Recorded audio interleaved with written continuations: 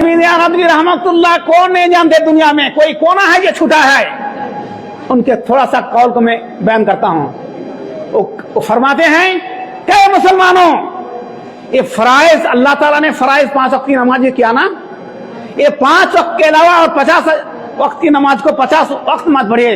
सुनन, नफल, इबादत, चास, सूरज गलो, ये वो जितनी 50 मरतबा और नमाज पढ़ लो। और अगर आप इतनी नमाज पढ़ने के बाद अगर सियासत से दूर रहते हो, अगर सियासत से दूर रहते हो, वक्त आएगा तुम्हारा जो 5 वक्त की नमाज जो पढ़ रहा था ना, वो भी मौका आपको नहीं दिया जाएगा कि आप 5 वक्त की नमाज अदा करो। कितनी बड़ी बात, समझिए कितनी बड़ी बात। 5 ही वक्त नहीं 50 वक्त की नमाज पढ़ो, लेकिन सियासत से अगर दूर रहते हो, वक्त आएगा तुमको ये 5 वक्त की नमाज भी पढ़ने नहीं दिया जाएगा। आप जैसे आज हिंदुस्तान में देख रहे हैं, जैसे आज देख रहे हैं, इसलिए मैं कहूंगा कि सियासत से जुदा ना, इस्लाम से जुदा सियासत नहीं है। हम लोगों ने सियासत मक्कर चक्कर वाले लोगों को रख करके हमने ने सियासत को बर्बाद किया, गंदा किया, बदनाम किया। क्या सियासत अल्लाह के नबी नहीं किया सल्लल्लाहु अलैहि वसल्लम? क्या उनके असहाब ने नहीं किया? हजरत अबू बकर रज़ियल्लाहु ताला अन्हु कौन थे? वो खलीफा थे और यहाँ वजीर आजम होते हैं। फर्क क्या है जी वजीर आजम से? पीएम और सीएम से फर्क क्या होता है? और खलीफा में फर्क क्या होता है? वही चीज अरबी में खलीफा कहते हैं और इंग्लिश में प्राइम मिनिस्टर कहते हैं। तो हजरत अबू बकर क्या राजनीति नहीं किए हैं? हजरत उमर रज़ियल्लाहु ताला नहीं किए हैं? हजरत उस्मान रज़ियल्लाहु ताला राजनीति नहीं किए हैं? क्या ये लोग इस्लाम में नहीं थे? अफजलुल कर्न करनी, अल्लाह के नबी सल्लल्लाहु अलैहि वसल्लम अफजलुल कर्न करनी सुम्मल्लज़ीना यलूनहुम सुम्मल्लज़ीना यलूनहुम, सबसे बेहतरीन वक्त वो है जो मेरे सहाबाए किराम और मेरा वक्त में जीता है। उस सुम्मल्लज़ीना यलूनहुम, फिर उसके बाद तक क़यामत तक चलेगा। जो वो लोग सियासत किए हैं, वो लोग राजनीति किए हैं, वो लोग खलीफा थे, और हम उसी लफ्ज को खलीफा के जगह में क्या कहते हैं? प्राइम मिनिस्टर, सीएम, पीएम ना, यही तो कहते हैं। यही फर्क है मेरा। लिहाजा नियत के बाद हमको तमाम हमारी बहनें और भाइयों को मैं दरखास्त करूंगा कि इसको इबादत समझिए, इबादत डबल नेकी मिलेगी इंशाअल्लाह। मैं ये कहता हूं जैसे आप सबका भी करते हैं, अगर पार्टी के लोग कोई अच्छा काम करते हैं उसको आप दान भी कर सकते हैं इंशाअल्लाह। नेकी इन्नमल अमालु बिन्नियत, आपकी अगर नियत ठीक है तो आपको नेकी मिलेगी, मैं फतवा देता हूं। इसलिए दूसरी बात है, तीसरी बात कह के मैं खत्म करूंगा। अल्लाह के रसूल सल्लल्लाहु अलैहि वसल्लम, अल्लाह ताला ने कुरान में क्या फरमाया? वातासिमू बिहब्लिल्लाहि जमीआ। अल्लाह के हुक्म को, ये अल्लाह वातासिमू बिहब्लिल्लाहि रस्सी और पटुआ और प्लास्टिक की रस्सी नहीं है। अल्लाह का वो हुक्म जिसने अल्लाह ताला ने जिस चीज को जायज कराया, अल्लाह के रसूल ने जायज किया, और जिससे मोमिन मानो की भला हो। अल्लाह की हुक्म को मजबूती के साथ पकड़ लो और पकड़ करके अल्लाह का जिक्र अदा करो। वज़कुर निअमत अल्लाह अलैकुम, अल्लाह ताला की नेमत को जिक्र करो, और आपस में क्या करो? तफरीकाबाजी ना करो। आपस में तफरीकाबाजी, ना इत्तेफाकी, हसद और बुग़्ज़ ना करो, तब तुम मुकम्मल मुसलमान हो सकोगे, वरना नहीं मुकम्मल मुसलमान नहीं। आपस में इख्तिलाफ करोगे, मैं तो फला कबीला का हूं, मैं फला ग्रुप का हूं, मैं फला के मानने वाला हूं, मैं फला के मानने वाला, कसम खुदा कोई काम नहीं देगा। अल्लाह और अल्लाह के रसूल के फरमान के मुताबिक चलोगे, सब हम वही हैं। किबला हमारा एक, पश्चिम मेरा एक, काबा मेरा एक, नबी मेरा एक, कुरान मेरा एक, हदीस मेरा एक, तो फिर बाकी किस चीज की रही? अल्लाह और अल्लाह के रसूल का रिसाला, मैसेज को लोगों के अंदर भेजो, यही तुम्हारा काम दिया क़यामत के दिन। इसलिए मैं कहूंगा कि आप लोगों से गुजारिश है कि जो भी कर रहे हैं सब इत्तेफाक और इत्तेहाद से, एक दूसरे के बाद एक दूसरे पर कीचड़ ना उड़ाए, एक दूसरे की पर तहमत ना लाए। ये बहुत बड़ा गुनाह है, ये बहुत बड़ा गुनाह है। पूरा नमाज, रोजा, हज, ज़कात, कुरान पढ़ना, सुनना सब बेकार हो जाता है ये बयान करने वालों के लिए। इसलिए गीबत, बुराई एक दूसरे का ना कीजिए। ये बात हो गई। राजनीति बात करना नहीं चाहता हूं मैं। इतनी बात कहा करके शायद मेरा आज थोड़ी सी बात ये कहता हूं, अगर इस पार्टी में आकर के अगर आपने जो हम लोग परेशान हैं, कोई आपकी जबान, आपकी आवाज को पार्लियामेंट में और विधानसभा में नहीं उठाने वाले हैं। ये सुन लीजिए, मैं कहता हूं, आपकी आवाज, आपके हकों की बात, आप पर जो जुल्म, आप पर जो भी ढाला जा रहा है, आपका कोई बात उठाने वाला नहीं होगा। अगर उठाने वाला होगा तो आप जैसे लोग, आप जैसे बहनें, आप जैसे भाई ही उठाएंगे इस पार्टी में आकर के। इसलिए अपने झारखंड के वाकया को बहुत सारे लोग देखा। झारखंड में आज कई साल में कितना कुछ हो गया, लिंचिंग हुआ, कितने आदमी मारे गए, लेकिन एक नेता, एक मुसलमान आवाज नहीं उठाया है। क्यों? जो हमारा वोट को 100% नहीं 200% हमारा वोट लेता है और गद्दी में बैठते हैं और हुकूमत करते हैं और मुसलमानों को कहते हैं बैल जवा करो, गाय खाओ।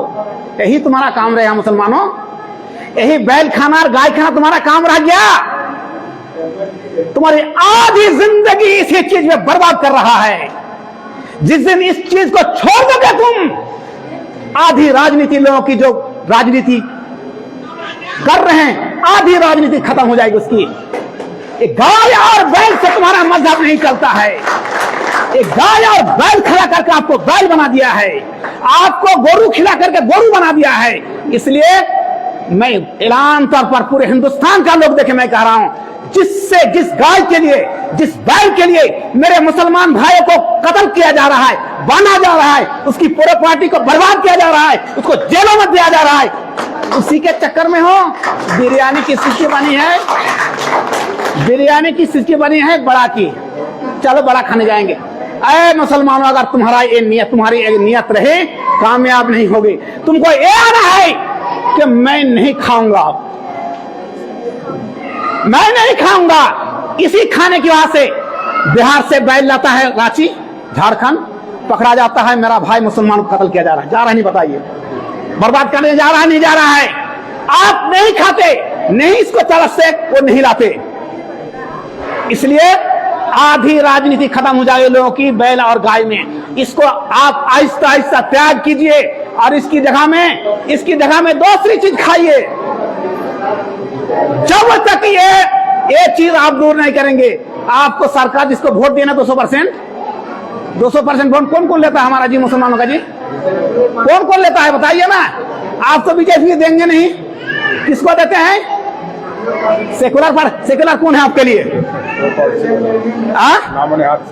सेकुलर कौन है? आज तक एक भी मसला हल हुआ है जी? दिखा दे मुझे भारत में कि सेकुलर पार्टी ने मुसलमान का एक भी मसला भारत का उठा है। कल देवबंद पर भी अभी न्यूज में दिख रहा था, मैं आते आते गाड़ी में, देवबंद पर भी इल्जाम लगा दिया है कि यहां भी कहां बैठे हुए वो, कितना दिन चमचागिरी कीजिएगा कांग्रेस की, बहुत जलेगा यहां का कुछ लोग। मैं बेगार किसे कह रहा हूं, जो लोग गाय और बैल पर राजनीति में, अस्पताल में लगाओ, तब तुम पक्का मुसलमान होगे। ये हमारा मजहब, हम इज्जत करते हैं। मैं तो ये कहता हूं कि मैं फोटो भेजूंगा कि अकील अख्तर भी गाय 10 गाय पा रहा है। मेरे एक एक गाय पर देखिए जाकर के, जैसे इंसान रहता है उससे अच्छी जगह में मेरा गाय रहता है, पंखा दिया हुआ है, हर वक्त सफाई करता है। हमारे रसूल सल्लल्लाहु अलैहि वसल्लम ने क्या फरमाया कि अगर गाय की बच्चा हो 3 हिस्सा दूध में, 1 हिस्सा बच्चा के दूध के लिए, बच्चा को पीने के लिए छोड़ दो। ये मेरा मजहब, ये मेरा धर्म, ये मेरा अकीदा है कि बच्चा को हम 1 हिस्सा दूध छोड़ देते हैं, इसलिए उसका हक है। कौन लोग करते हैं, बच्चा को जान से मार करके 30 किलो का 32 किलो दूध निकालते हैं। ये कौन लोग है? मैं नाम नहीं बोलूंगा, कौन लोग है? मैं तो नहीं हूं। इसलिए कि मैं अगर 5 किलो दूध होगा, 2 किलो में बच्चों के लिए छोड़ता हूं।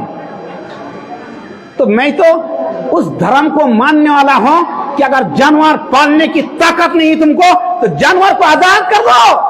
अगर जानवर को खिलाने के लिए तुम्हारे पास कोई पैसा नहीं है, पानी नहीं है, खाने का नहीं है, अरे मुसलमान तुम जानवर को जंगल में आजाद कर दो ताकि वो खुद रहे। अगर तुमको दरख्त में पानी देने का ताकत नहीं है, बो करके सुखाते हो धूप में, उस दरख्त को मत बो। ये मेरा इस्लाम है, मेरा मजहब है।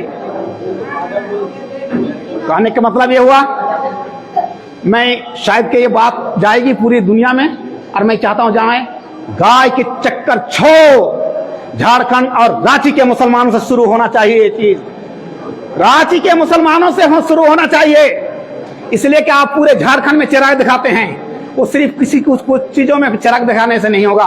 आपको मुसलमान की जान और रूह आपके हाथ में है, आप उस चीज को बचाइए। और बचाइए कब? जब आप गाय बाल जबा करना बंद कीजिए, खाना बंद कीजिए, चलाइए हंगामा पूरे। जैसे बंगालियों ने उठा दिया, पूरे बंगाल में रोक दिया, इसी तरह झारखंड से होना चाहिए कि मैं गाय नहीं खाऊंगा, ना बेचूंगा, ना कुछ करूंगा। हम इज्जत करेंगे, बढ़िया से रखेंगे, झाड़ू दे करके, सफाई देकर, पानी पिलाएंगे, दवा खिलाएंगे, दूध देंगे, बच्चों को भी दूध पिलाएंगे, उसका बच्चा को। ये इरादा कीजिए, इंशाअल्लाह वक्त आएगा आपको बनेगा कि बस आप ये लोग राजनीति, सबसे बड़ा राजनीतिक तो होगा कि हम लोग भी, हमारे हिंदू भाई जितना कहते हैं गाय का ये इंटरनेशनल किया था उसको, नहीं इंटरनेशनल, इसको एक ये बना दिया जाए कि तक सम्मानी गाय को सम्मान करने के लिए राष्ट्रीय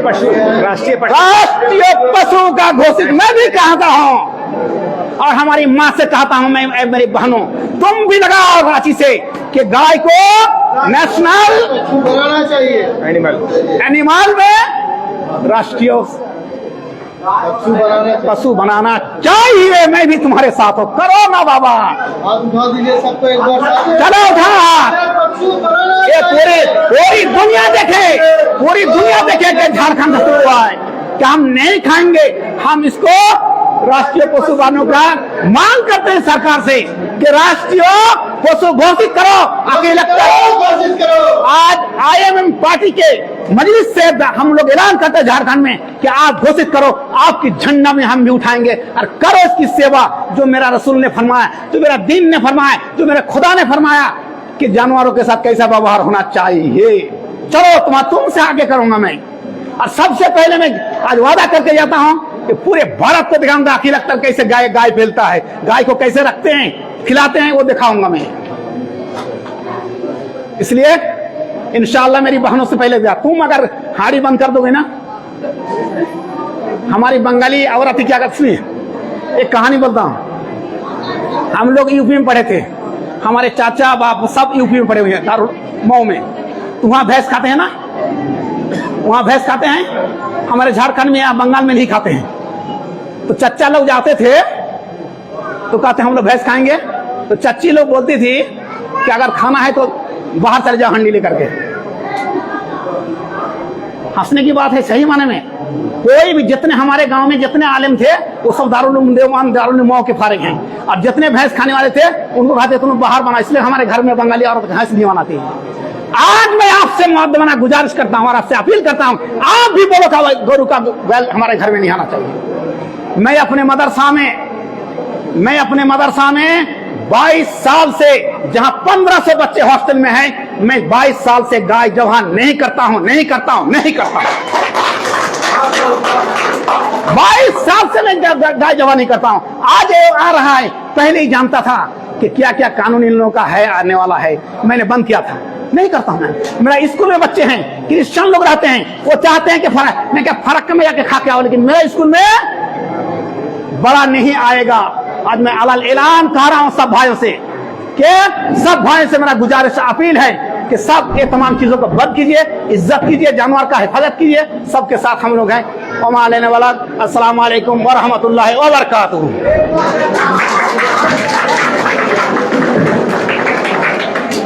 बहुत बहुत शुक्रिया हमारे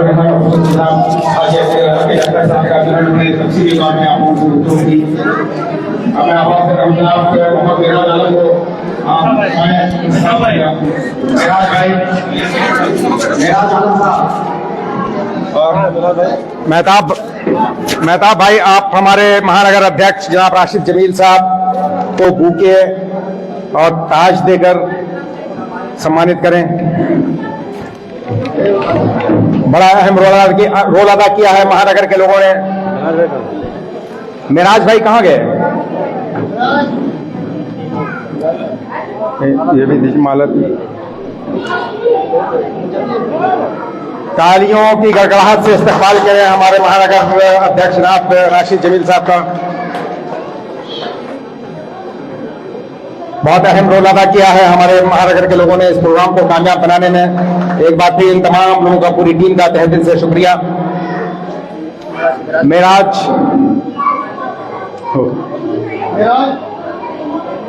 चलिए, अभी भी हमारे दरमियान रांची ग्रामीण के जिला अध्यक्ष जनाब अरशद अय्यूब साहब हमारे दरमियान तशरीफ फरमा हुए हैं। हम तमाम लोग उनका इस्तकबाल करते हैं। पूरे महानगर कमेटी की जानिब से इनका तहे दिल से इस्तकबाल है। जनाब मेराज आलम साहब इंतखाब मेराज साहब आ चुके हैं। बहुत अहम रोल अदा किया है इन लड़कों ने इस प्रोग्राम को कामयाब बनाने में। बड़े कम वक्त में इस प्रोग्राम को ऑर्गेनाइज किया गया है और ये सारा श्रेय, सारा क्रेडिट इन महानगर की टीम को जाता है। मैं बहुत ज्यादा वक्त नहीं लूंगा। एक बार फिर मैं शुक्रिया अदा करता हूं अपने मेहमान खुसूसी जनाब हाजी अकील अख्तर साहब का कि आपने बड़े ही तफसीली तौर पे हमारे हाजरीन को सियासत की बारीकियां, सियासत के इम्पोर्टेंस के बारे में तफसीली गुफ्तगू की।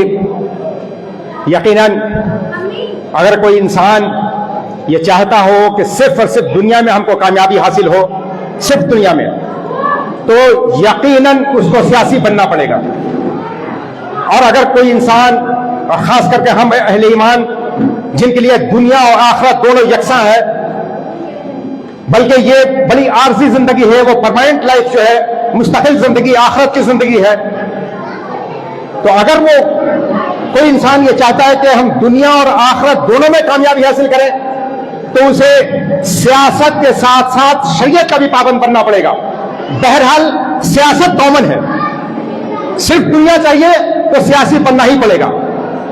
और इसी सियासत का फैज़ है, पाकीज़ा सियासत का, वो सियासत नहीं जो हमारे मुशरिकीन हजरात ने सियासत का कंसेप्ट लिया कि जितनी भी बुराइयां हैं वो सियासत को उसका जरिया समझती है।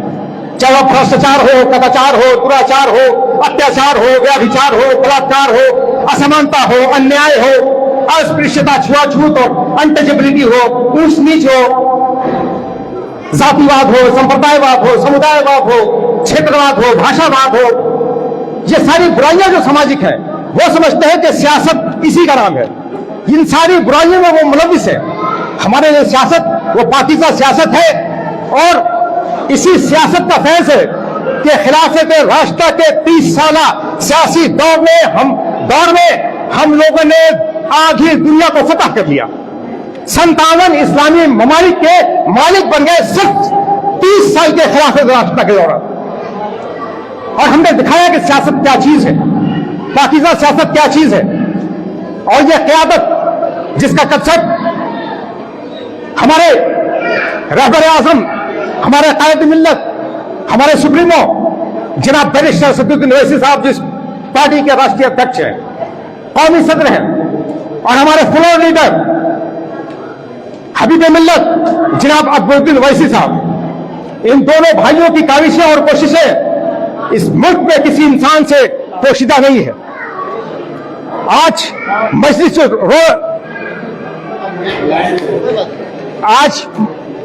मजलिस का जो रोल इस पूरे मुल्क में हम तमाम लोगों के सामने आया है, आज हमारे कायद चीख चिल्लाकर गली कूचों में ये कह रहे हैं आम आवाम से, न सिर्फ मुसलमानों बल्कि दलितों, आदिवासियों, पिछड़े वर्ग के लोगों और तमाम मुस्लिम तबकात से, कि जब तक तुम अपनी खुद मुख्तार क़यादत हासिल नहीं करोगे, जब तक आत्मनिर्भर नेतृत्व हासिल नहीं करोगे, जब तक सेल्फ इंडिपेंडेंट लीडरशिप हासिल नहीं करोगे। हम डिपेंडेंट थे 75 साल तक, इस देश में मुसलमान डिपेंडेंट है, इन सो कॉल्ड सेकुलर पार्टीज पे, नाम नेहाद इन जमहूरी पार्टियों पे, तथा कथित धर्मनिरपेक्ष पार्टियों पे आज इस देश की धरती पे कोई भी रियल सेकुलर पार्टी नहीं है सिवाय कुल हिंद मस्जिद से इत्तेहादुल मुस्लिमीन के।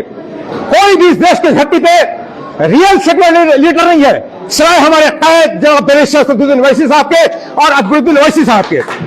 कोई भी पार्टी सेकुलर नहीं है सिवाय हमारी ऑल इंडिया मस्जिद से इत्तेहादुल मुस्लिमीन के। और अभी हमारे हजरत बता रहे थे कि ये जो सियासत वो कंसेप्ट है वो अल्लाह रब्बुल इज्जत ने, ये हमारा मजहबी फरीजा है। अल्लाह रब्बुल इज्जत ने कुरान मुकद्दस के 5वें सिपारे में सूरह नसा में 59वीं आयत पाक में बयान फरमाए चुके, वक्त की किल्लत दामन की रहे, मैं अरबी नहीं उसका तर्जुमा बयान करता हूं कि ऐ लोगों, ऐ दुनिया के तमाम मुसलमानों, अल्लाह की अताअत करो, अल्लाह के रसूल सल्लल्लाहु अलैहि वसल्लम की अताअत करो और अपने अहले अमर की, अहले हकम की, अमीर वक्त की, अपने लीडर की। उलिल अम्र मिनकुम कहा गया कि लीडर तुम्हारा जो होगा वो तुम में से होगा, या तो वो मुसलमान होगा या मोमिन होगा। हमने 75 साल में अपने कायद इन मुशरिकीन को, मुनकरीन को, मनूरीन को, शयातीन को और मुनाफिकीन को सुना। इसलिए इस मुल्क में हमारे हालात दलितों और आदिवासियों से बदतर कर दिए गए, सियासी तौर पे भी, समाजी तौर पे भी, इक्तिसादी तौर पे भी, तालीम के मैदान में भी, socially, politically, educationally and economically, आर्थिक मैदान में भी, राजनीतिक मैदान में भी, शैक्षणिक मैदान में भी, सामाजिक क्षेत्र में भी, हर क्षेत्र में हमारे हालात दलितों और आदिवासियों से बदतर इसलिए हो गए कि अल्लाह और अल्लाह के रसूल का हुक्म जो था कि अपने कायद के क़यादत को तस्लीम करो, हमने इन गैरों के क़यादत को तस्लीम किया और हमारे हालात आज ये हो गए। आज इस मुल्क पे देख रही है कैसा तशद्दुद, कैसा जुल्म, कैसा जबर, कैसा तशद्दुद, कैसी बर्बरियत। आज रास्ता चलते हमारे बच्चों को, ट्रेन में हमारे उलमा व काबरीन को, हमारे दाढ़ी और टोपी रखे हुए बुजुर्गों को कैसे गोलियों से छलनी कर दिया जा रहा है ट्रेन में, सड़कों पे। आज हमारी मस्जिदें गैर महफूज, मदरसे, खानकाहें, मज़ारात, बल्कि हमारे घरों को बगैर नोटिस के बुलडोज किया जा रहा है, बगैर नोटिस के। जबकि सुप्रीम कोर्ट की रूलिंग है कि बगैर नोटिस का आप किसी के घर, भले वो गैर कानूनी क्यों ना हो, नहीं विस्तार कर सकते। लेकिन आप देख रहे हैं धड़ल्ले से एक ट्रेंड चल रहा है, एक रिवायत बन गई है, हम मुसलमानों के घरों को बुलडोज किया जा रहा है। हम खामोश हैं, क्यों खामोश हैं? हम आवाज नहीं उठाए। अरस्तु का नाम आप तमाम लोगों ने सुना होगा। अरस्तु एक बहुत बड़े फिलोसफर गुजरे हैं, अरिस्टोटल जिनको कहते हैं। उन्होंने एक बात कही, if death and atrocities in a society, then every person of that society will participate into politics, except two, one timid and second selfish। यानी जब इस सरजमीन पे जुल्म और जबर तशद्दुद का बोलबाला हो जाए तो दुनिया का हर शख्स सियासत में हिस्सा लेगा, पॉलिटिक्स में हिस्सा लेगा, सिवाय दो लोगों से। एक वो जो सेल्फिश होगा, स्वार्थी होगा, मफादपरस्त होगा, अपने बीवी बच्चों के लिए जिंदगी गुजारता होगा, और दूसरा वो जो टिमिड होगा, डरपोक है। लेकिन जो बहादुर होता है वो कहीं नहीं मरता, सिर्फ एक बार। कुल नफ्सिन ज़ाइक़तुल मौत। तो हमको ये फैसला करना है, ये ऑल इंडिया मस्जिद से इत्तेहादुल मुस्लिमीन बुज़दिलों की, कायरों की, डरपोकों की पार्टी नहीं है, ये बहादुरों की पार्टी है, बहादुरों की, हिम्मत वालों की, जुर्रतमंद लोगों की पार्टी है। तो मैं बहुत ज्यादा वक्त नहीं लेते हुए मैं मुख्तसर आप तमाम माँ बहनों से, अपने भाइयों से, बुजुर्गों से अपील करना चाहूंगा, आपका ये जन्म गफीर, आपकी बड़ी तादाद हमारे लिए खुशाइंद है, उम्मीद अफजा है, हौसला अफजा है, हमारे हौसले दोबारा है, हमारा मनोबल बढ़ा हुआ है। चूंकि खवातीन जनरली, हमारी खवातीन वो सियासत में हिस्सा नहीं लेती, लेकिन आप इतनी बड़ी तादाद सियासत में ही है हमारे फिर। हाँ, आप तमाम लोग मुबारकबाद के मुस्तहक हैं। एक बार फिर हम तमाम टीम के लोग आप तमाम लोगों का तहे दिल से इस्तकबाल करते हैं और आप वहां से इजाजत लेते हुए खुदा हाफिज, फी अमान अल्लाह कहते हैं। अल्लाह हाफिज। शपथ हो जाता कि हमका सब जो है गाय को राष्ट्रीय पशु घोषित करूं। चलिए ना, छोड़िए,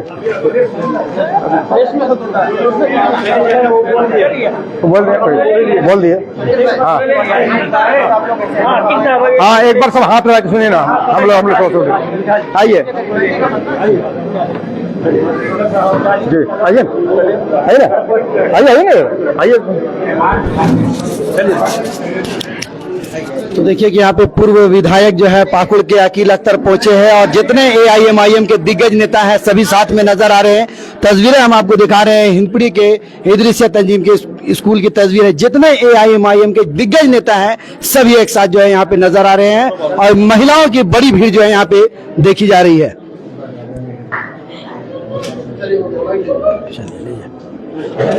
चलिए बोलने का राष्ट्रपति हो जाएगा घोषित, आधा मन से बोल रहे हैं आप। मैं दहाड़ नहीं रहा हूँ, मैं मशवरा दे रहा हूँ तमाम लोगों को, हमारे मुस्लिम समाज को भी, कि आप इसको माने और हम हिंदुस्तान की हुकूमत से भी तलब करते हैं, मांग करते हैं कि वो राष्ट्रीय पशु का दर्जा दे उनको। मशवरा दिया, आप उसका अमल कर लिए पहले से? मैं आज से नहीं, मैं 22 बरस से मैं आया था। ये जब हुकूमत नहीं बनी थी तब से पहले से मैंने इसका एहतराम किया। आखिर क्या वजह है राष्ट्रीय पशु नहीं घोषित करने के पीछे? इसलिए क्या हम देश के लोगों के सामने, हमारा बहुत सारे भाई लोग, उनको तकलीफ होती है, बहुत सारे भाई लोग नहीं खाते हैं, उनको माँ मानते हैं, उनको भगवान मानते हैं, उसके कदर करते हुए मैं कह रहा हूँ कि मैं नहीं खाऊंगा, मैं उसकी इज्जत करूंगा उसके साथ साथ। क्या मकसद था आज का ये जो जुटान हुआ, इसका मकसद क्या, आपका क्या मैसेज है? मेरा मैसेज मेरा पूरे झारखंड के लोगों से यही है कि हम लोग जिस पार्टी से आज इत्तेहादुल मुस्लिमीन ऑल इंडिया मजलिस इत्तेहादुल मुस्लिमीन के जितने माने रुकन हैं, जितने हमारे मेंबर्स हैं, तमाम को अब जो जिस तरह कुछ जो भी हो रहा था, अब हम लोग चाहते हैं कि पूरे हर जगह, हर कोने कोने से हम लोग इस पार्टी को अब प्रचार करें और पार्टी को आगे बढ़ाएगा। यही हमारा चलिए साकिब जी क्या कहेंगे? नजर आ रहे हैं जितने AIMIM के दिग्गज सब एक ही जगह। देखिए, हम हमेशा से यूनाइटेड हैं, मुत्तहिद हैं, हमें कोई तफरका और तफरीक नहीं है। लोगों के अंदर ये पैगाम, गलत पैगाम, नेगेटिव मैसेज देने की कोशिश की जा रही है, लेकिन ऐसा बिल्कुल नहीं है। हम सब पॉजिटिव सोच के साथ मुत्तफिका तौर पे, मुत्तहिदा तौर पे, यूनाइटेडली हम मजलिस को इंशाअल्लाह आने वाले 1 साल में आप देखेंगे, अभी जो हमारे अकील अख्तर साहब की ज्वाइनिंग हुई है उससे काफी लोगों में जोश जज्बा बढ़ा है। आने वाले 1 साल में मैं यकीन दिलाता हूं कि मजलिस इतनी ऊंचाई को पहुंचेगी कि विपक्ष देखकर हैरान और हैरतज़दा होंगे, वो आश्चर्यचकित होंगे, वो सरप्राइजिंग हाइट को हम अचीव करेंगे इंशाअल्लाह रहमान। और पार्टी उभर करके आई है कांग्रेस पार्टी।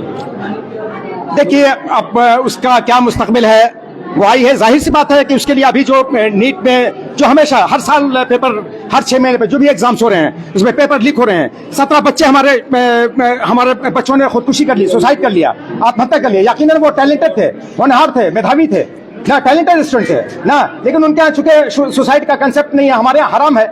हम विकट से विकट स्थितियों परिस्थितियों में भी सुसाइड नहीं कर सकते अहले ईमान ना, लेकिन आज हमारे बच्चे उसी भारत के बच्चे हैं, हमारे इसी देश के बच्चे हैं। इसका ये सिस्टम जो है, ये देश जो भारतीय हुकूमत है, ये इसकी दोषी है और उसकी वजह से नौजवानों में एक उबाल है कि हमारे लोगों को सोया नहीं जाता। सिर्फ ऐसा नहीं कि मुसलमानों को नहीं, ना दलितों को, ना आदिवासियों को, ना नौजवानों को, ना बेरोजगारों को, किसी की सुनी नहीं जा रही है। मनमानी एक छत्र राज्य करप्शन में लोग लीन और विलीन हैं, वो अंधे हो चुके हैं। चाहे वो राज्य सरकार हो, केंद्र सरकार हो, जो भी सरकार हो, वो बस लूट और खसोट में विलीन है। पब्लिक की समस्याओं का निदान की किसी के पास कोई सॉल्यूशन नहीं है, कोई हल नहीं है।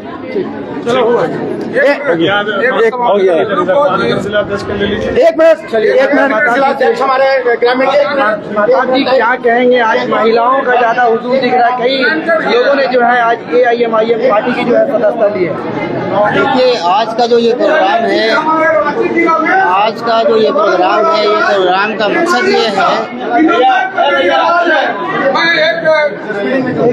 भाई आज का जो ये प्रोग्राम में जो है सैकड़ों महिलाओं ने जो है पार्टी का दामन थामा है और स्टेट कमेटी के बहुत सारे लोग इसमें मौजूद थे, जिसमें खास तौर से अकील अख्तर साहब भी मौजूद रहे। इन तमाम महिलाओं ने जो है अपने हक और अधिकार की लड़ाई के लिए कमर कसा है और पार्टी को मजबूत करने का काम किया है और आगे चलकर जो है इसका परिणाम देखने को मिलेगा। चलिए, क्या लगता है कि आंदोलन होगा राष्ट्रीय पशु का लेकर? बहुत आप लोग आवाज उठाए थे एकदम। देखिए, जिस राष्ट्रीय पशु की हम मांग कर रहे हैं, इस जो है गाय के नाम पर जो है हिंदुस्तान के अंदर लाखों लोगों को जो है परेशान किया गया है, हजारों जानें चली गई है अभी तक। इसलिए हम ये मांग करते हैं कि ये मामलों को अब रफा दफा किया जाए और गाय को जो है राष्ट्रीय पशु घोषित किया जाए। हम भी उसका इज्जत और एहतराम करेंगे और पूरे हिंदुस्तान के अंदर बैन किया जाए। स्टेट बाय स्टेट इस पर राजनीति नहीं किया जाए, रोजाना की मॉब लिंचिंग से इससे बचा जाए।